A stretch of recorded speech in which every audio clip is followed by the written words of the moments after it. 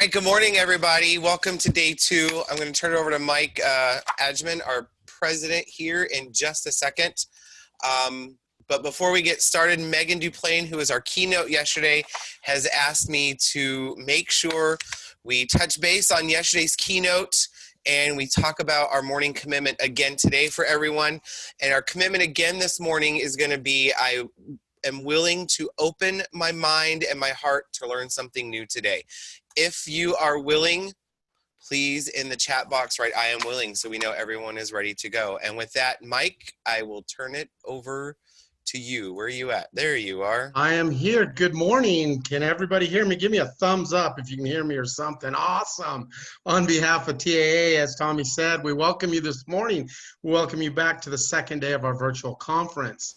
Of course, need to take a quick moment to thank our sponsors for helping make this possible. ADEQ, Auto Safety House, Braun Ability, Canyon State Bus Sales, Cummins Engines, REI, the RWC Group, of course, the Trust. Grateful for everybody here today. We had an amazing day yesterday. A few hiccups as we thought, but hey, it went great. Loved seeing all the participants in the chat. Asked to continue to do that when it's appropriate to do so. And again, we're grateful to have you here. If you're a first timer, so grateful to have you here. Sorry that you're not in Flagstaff where it's cooler with the rest of us. If we could be there as well. And for those that are supporting and joining us and returning, we're grateful to have you as on our team and our family.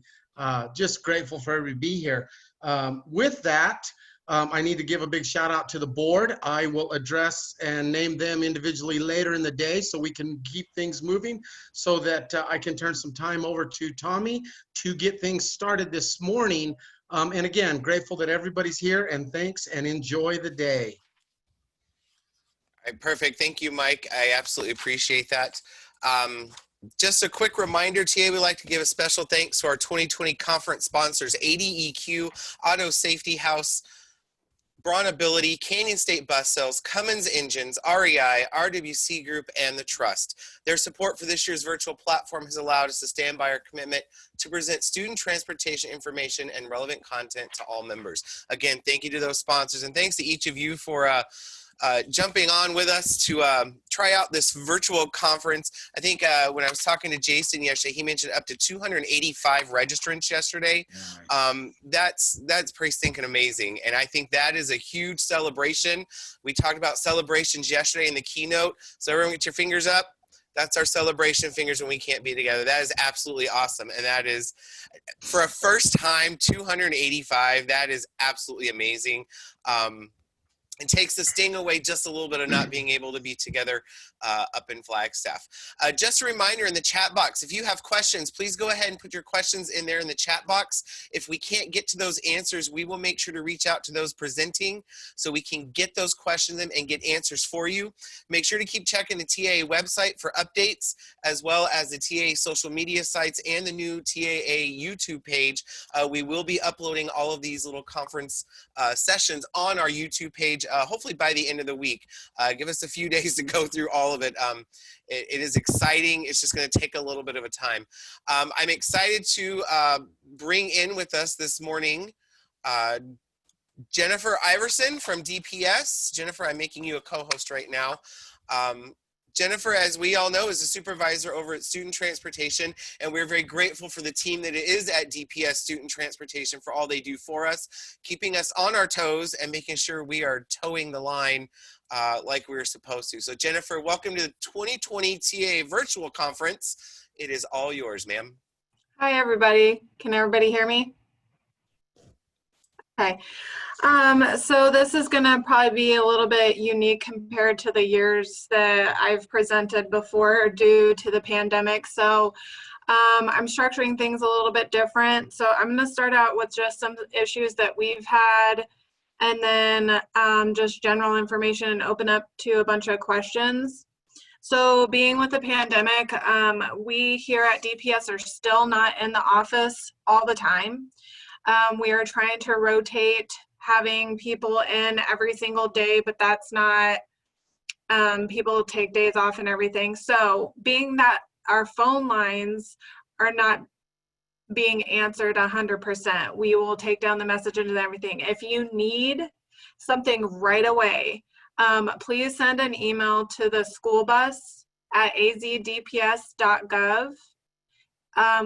We have everybody on that email throughout the week. We are checking faxes as well. It's just the phones are really hard for us right now. There usually is coverage every day, but right now being on here, I don't have anybody covering because I'm covering for today. So that's the main thing. So I apologize about the lack of communication, or customer service has been all over the place because it's been hard trying to transition or trying to get people where they need to be. Another thing, we are having, I don't know if some of you have realized that we're asking for MVRs with new drivers. ADOT did an upgrade, which I'm assuming everybody got the email. Well, that upgrade to their systems affected us, and I've been having a hard time getting us back up and running with the new system they have. So until the meantime, that's what we're going to be asking for, just assistance from you all, so we can get drivers certified, get you all up and running as quick as possible. So if you guys have noticed that, that's just something temporarily, because we will get it under control. A couple other things going now into the pandemics thing. I've sent out an email to all the transportation contacts that we have in our file.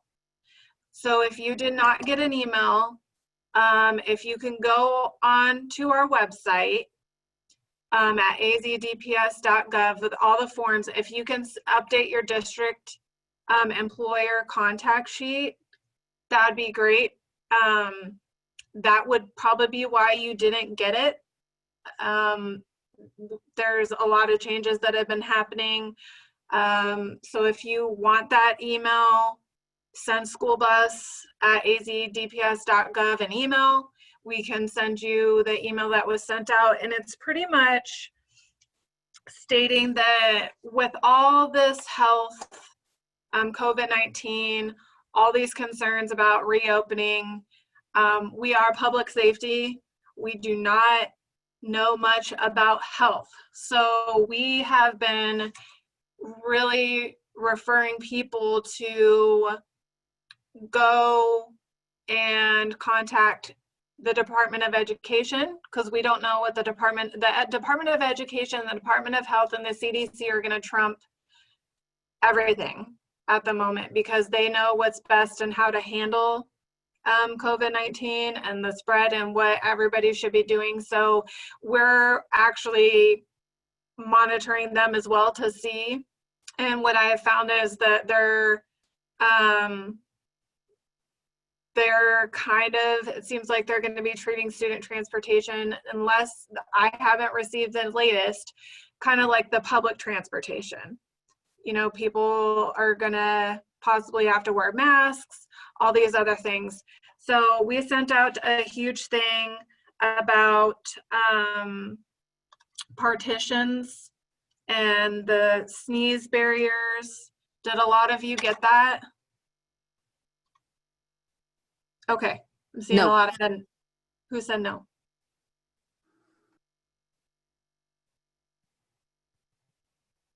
Okay. You might not. Jennifer, what we will do as TAA is we'll take that email and we'll post it on our website for you as well. It's already posted. Oh, cool. It's already up there. Jason says it's already up there, so if even they go better. to the COVID-19 resources page, I copied that email and made a document, so it's in there as I forget which section it is, but it's in there in the resources page right under the information that came out from the trust. So it's already there for people to review. Perfect. Awesome. Perfect. Thank you. So that, go there to see whatever it is, but I do highly recommend, if you didn't get it, to look at sending us the district employer update, because that could be a reason why we might have some old email or information. So we could get that or anything else out. I've been getting a lot of questions about our stance on hand sanitizer being installed in school buses. I've been, being that the minimum standards are not going to be changing anytime soon, that's a lengthy process, and I know the council is already looking at stuff and working on that. I've been referring people to the first aid section and what's in the first aid part, and being everybody's wanting hand sanitizer. There's just a few things that I have learned about it. It breaks down in heat. We're telling people as long as it's not a trip or a snag hazard, the district needs to decide what they want to do with it. I just ask people to be mindful of the heat and liquid being in a bus, and then maybe kids using it. Just keep that in mind. Disinfectant wipes, don't really have to worry about some of that. I know all this stuff is really hard to come by right now. Like, it's gold if you can. But I've been referring back to the first aid kit and having, like, there's disinfectant wipes and everything like that as a reference that has been approved in the minimum standards, and to maybe go forth with that. But again, this is just be mindful, just some informational things on, you know, hand sanitizer does break down in heat, and it's not as sterile after a certain amount of time. So I would look at the CDC for sure and Arizona Department of Health to see if they're suggesting any alternatives for disinfectant. And that's pretty much it. I guess I can open it up to questions that any of you may have. In our chat box, we have, we've put up, someone asked for the address again. We did respond to that with the school bus at azdps.gov. Yep. So we did put that in there. Julia Williams from Tolleson Union just wanted to verify it's a 39-month MVR instead of a 36-month. And we did answer back, yes, that is correct. Mm-hmm. Someone did mention how grateful they are that DPS has been very quick to respond to email. So thank you. We're trying to provide the best customer service we can right now. It's been, for people working at home, I'm mainly taking the phone calls when I can because I have a department phone, but everybody else doesn't. So I really appreciate everybody being understanding, and I can't thank everybody enough. This has been quite interesting to evolve with. evolve is a very good word to put it. I don't know if there's been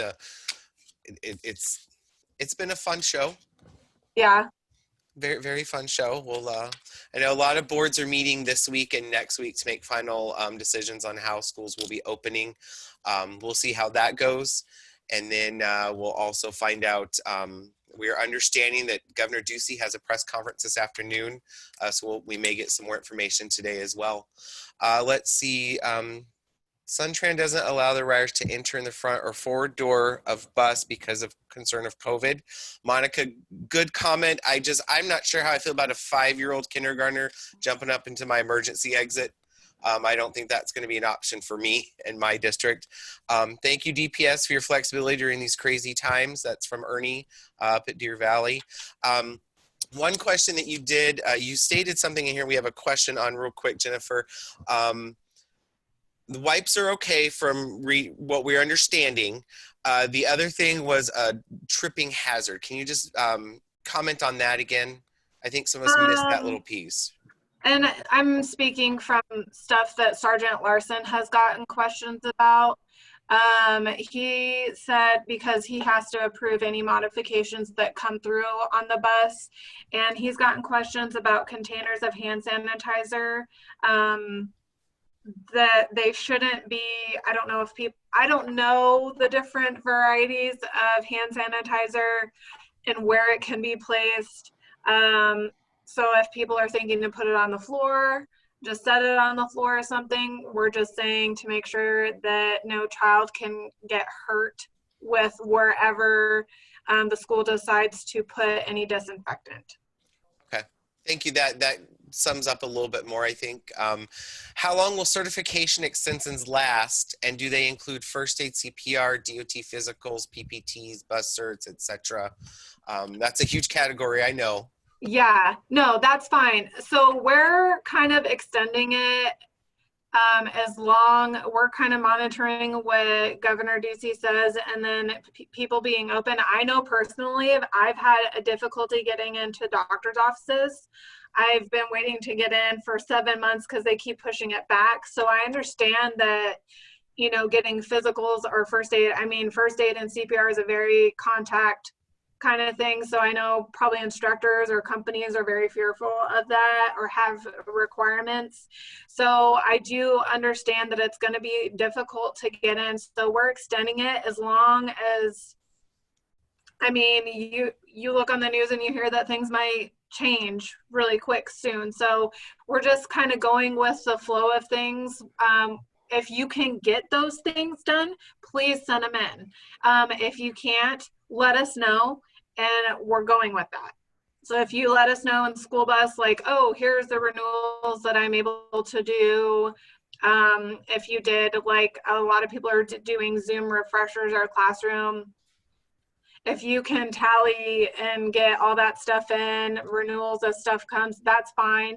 If you aren't, just please send us an email or send me an email, and that's totally fine. We're just kind of going with it. I've gotten questions about bus evacuations.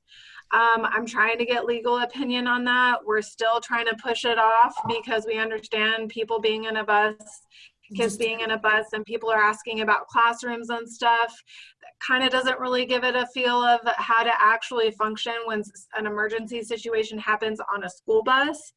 So I do have a stack of videos here. I'm still waiting for some guidance from my chain of command on what we can recommend. So I will put that out as soon as I know. Perfect.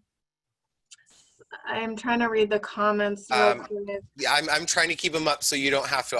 I can focus on that for you. Don't worry about that. Where do we update our information with DPS? Not finding it. John, I believe there's a form on the DPS student transportation page that you fill out and then send back into the DPS, and then you can update who you want the contacts to go to.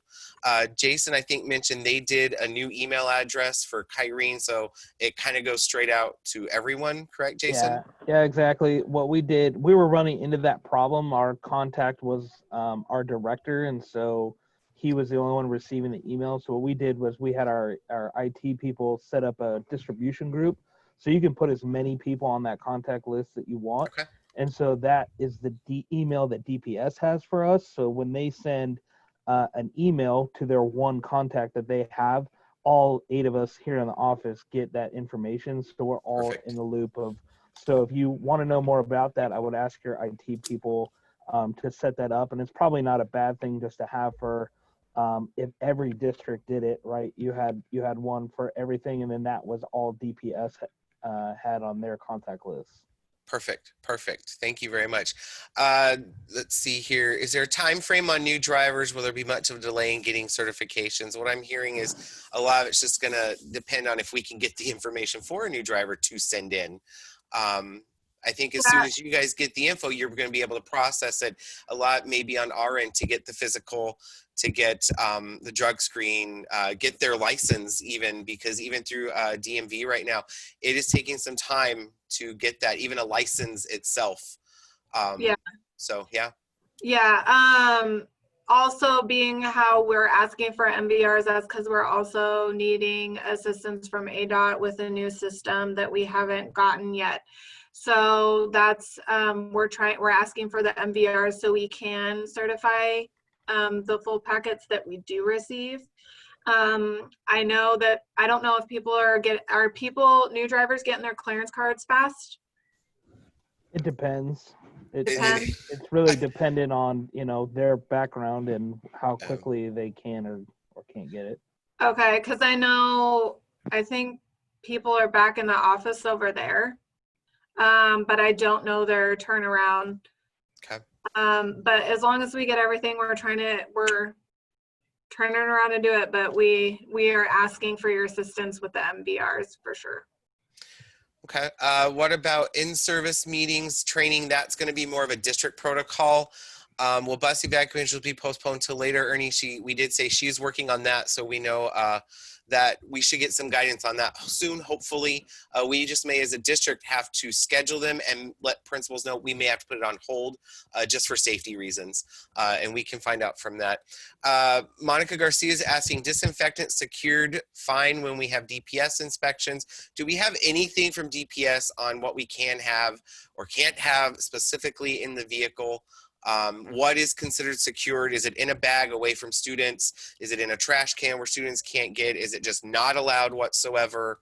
I believe in the minimum standards that obviously nothing flammable. Anything that could be considered hazardous to a student, how you secure it is just based off of, I don't know all the different ins and outs of buses. Sadly, I don't. I've seen some of them where I'm sure the driver could have it on their side. As long as it's not rolling around, it can't like be spilt, punctured, slipped on, ingested, a student cannot be harmed by it by any means. So if that requires the driver to have it by them, that's something the district's going to have to work with. If you have questions, you can send them to school bus. We can send them to Sergeant Larson and his squad, and they can answer. If you're thinking about modifications to the bus, he would have to review that and make that decision. But majority of this stuff is, as long as you follow the minimum standards as regarding like chemicals, flammables and stuff like that, that's something the district's going to have to adopt and make the decision on. All right. Why is there a hold on cert transfers from one district to another?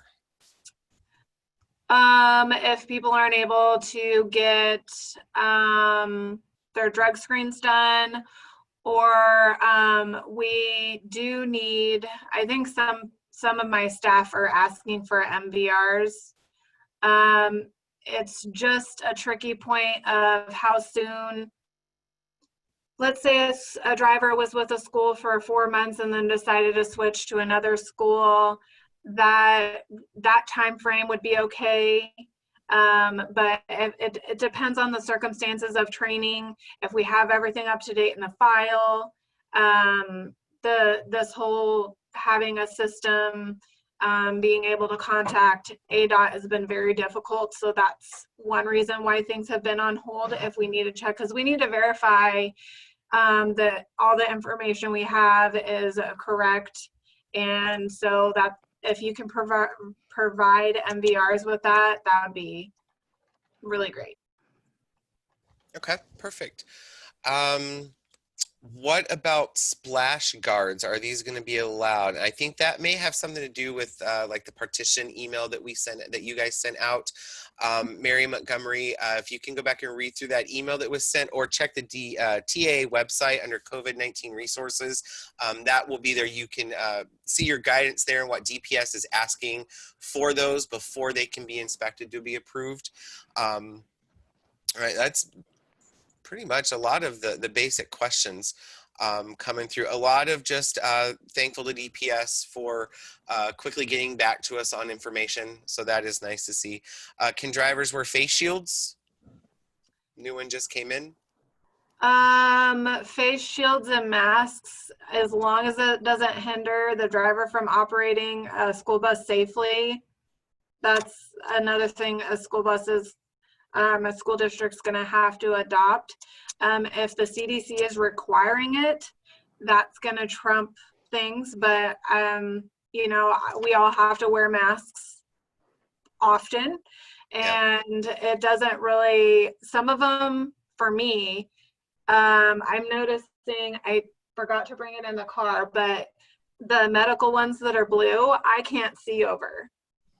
So, because my face is so small that I can't see. So if you have, We're in the face gaiters. Yeah. so I have a cloth one that's really tight to my face where I could see over.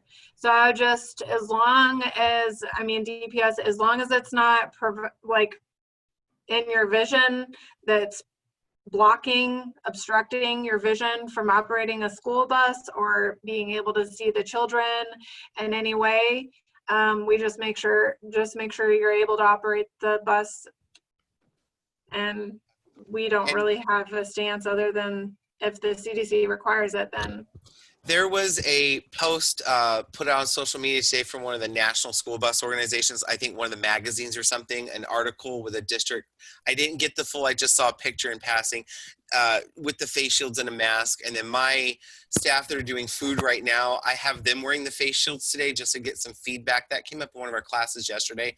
So I will talk to Jason to get put, Diane Silva is showing our face shield right now. I'm going to spotlight her so everyone can see it. So this is what our staff is wearing.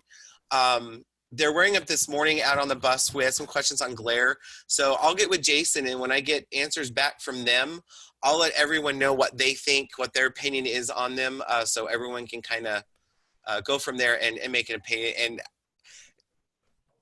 I'm not plugging any company or anything with these. If you want to know who I'm able to get them from, you can send me a direct email, and I'll send that information over to you, but I'm not going to plug anything right now.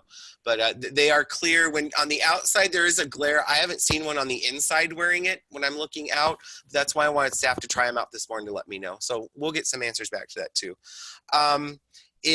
Will school bus advisory council be meeting via Zoom anytime soon? Maybe, and we don't know yet. I don't know. Patricia's not in the office today. I don't know if there has been any talk with the board members. Okay. Okay. I think that's just kind of waiting. I don't know is a good answer sometimes. You know, we can research it and find it. Tracy Hallberg asks, is DPS going to require limited riders? I think that's going to be more of a district issue to handle. I think DPS just wants to make sure that we're not over capacity.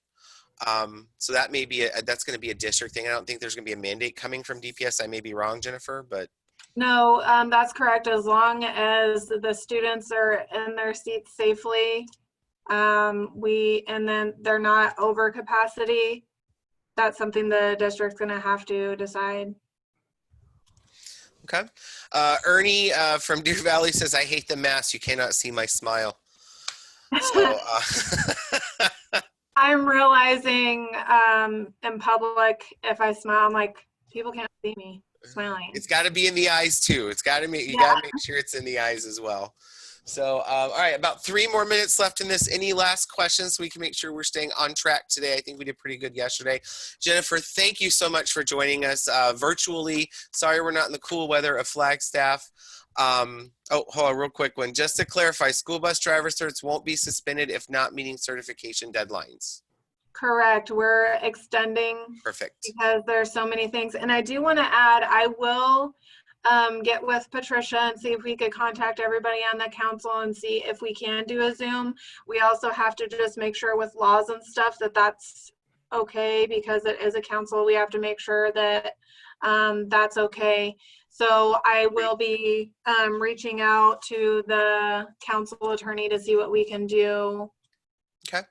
Yeah, I think everyone's just apprehensive right now. We're kind of all on edge. I think if we just heard something from the advisory council, even if it was just a quick message, you know, we hear you, we're listening, we're working on things. I think that may calm some fears for a lot of people. So if you could, that would be absolutely awesome. I appreciate that.